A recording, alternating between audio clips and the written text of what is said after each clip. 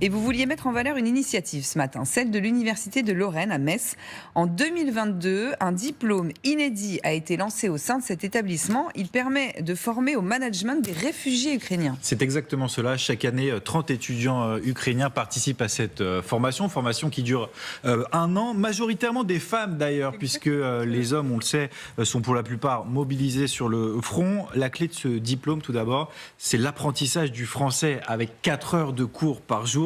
L'objectif, évidemment, à la fin de l'année, c'est de maîtriser parfaitement la langue. Certains arrivent d'ailleurs sans parler un seul mot de français. L'université dispense également des cours un peu plus pratiques, comme le management international ou le marketing opérationnel. Le profil de ces étudiants, finalement, est assez varié. Certains poursuivent un cursus entamé en Ukraine, mais stoppé de manière précipitée. Et puis d'autres travaillaient avant le début de la guerre et souhaitent se former, se perfectionner, acquérir de nouvelles compétences. Et ça marche selon Omar Bentahar. Il est le directeur adjoint de l'IAE de Metz.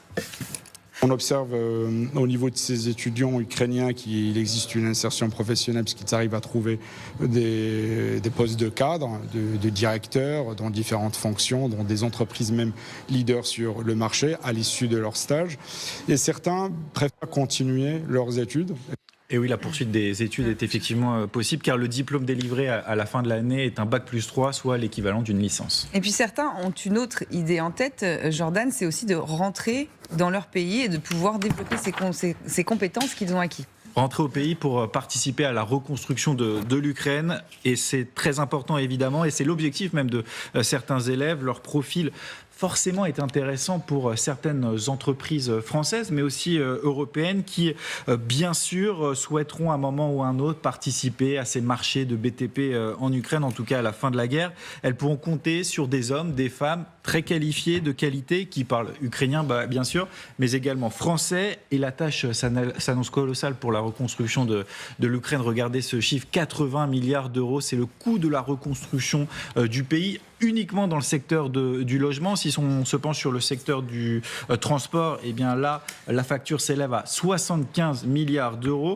Mais en attendant de pouvoir rentrer en Ukraine, certains veulent promouvoir leur culture, la culture ukrainienne en France, et notamment le cas de Tatiana. Elle fait un stage dans une boutique solidaire et elle veut mettre en avant l'Ukraine auprès des Français. Écoutez. Mon objectif est de partager avec la France, avec les Françaises, avec tout le monde entier, notre culture. J'ai envie de permettre aux gens d'apporter un petit bout d'Ukraine chez eux. Aujourd'hui, plus d'une centaine d'étudiants et d'étudiantes ukrainiens ont obtenu leur diplôme, donc dans cette fac de Lorraine, qui a mis en place cette belle initiative qu'on voulait souligner ce matin sur LCI. Mais merci beaucoup, Jordan, justement, pour mettre en lumière ce genre d'initiative.